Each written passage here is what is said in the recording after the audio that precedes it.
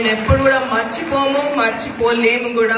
ఇది మాత్రం మీరు అందరూ గుర్తుపెట్టుకోవాలని తెలుపుకుంటూ నేను ఈ రోజు మహబూబ్ నగర్ నియోజకవర్గంకి రావడం కూడా మొదటిసారి, మీ అందరినీ కలుసుకోవడం కూడా మొదటిసారి కాబట్టి చాలా సంతోషంగా ఉండి, చాలా ముందు ముందు కూడా ఇలానే వచ్చి తప్పకుండా అందరినీ కలుసుకుంటారన్నా.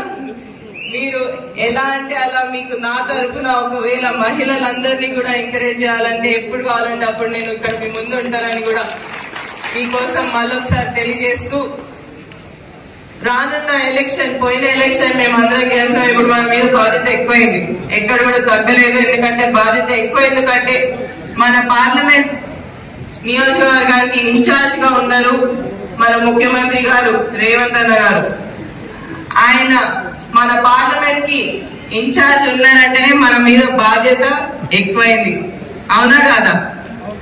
ఎక్కువైనప్పుడు మనం ఆ బాధ్యతని తప్పకుండా, మనకిచ్చిన బాధ్యతని తప్పకుండా నెరవేర్చుకుంటూ తప్పకుండా ఈసారి వంశీ అన్నని అత్యధిక మెజారిటీతో గెలిపించుకునే బాధ్యత కూడా మనందరి మీద ఉంది. కాబట్టి అందరం ఇలానే కలిసికట్టుగా పనిచేద్దాం.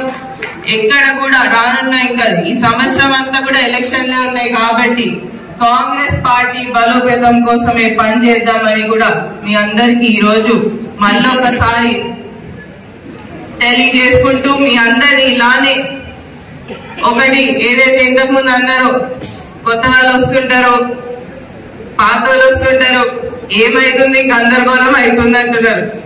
ఆ గందరగోళంలో ఒకటి మాత్రం మీరు అందరూ గుర్తుపెట్టుకోవాలి, ఏంటంటే మన పార్టీ కోసం పనిచేసిన వాళ్ళని మాత్రం మేము మాత్రం ఎప్పుడు కూడా మర్చిపోలేదు, మర్చిపోము కూడా అనేది కూడా మీరు అందరూ కూడా గుర్తు చేసుకోవాలి. మీ అందరి కష్టం వల్లనే ఈ రోజు మేము ఇక్కడ ఉన్నాం. అది మేము ఎప్పుడు కూడా మర్చిపోము కూడా.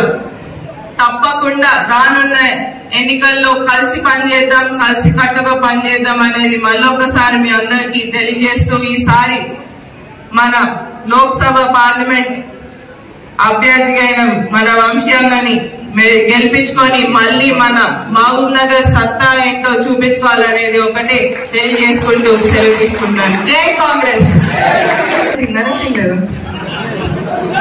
జై కాంగ్రెస్.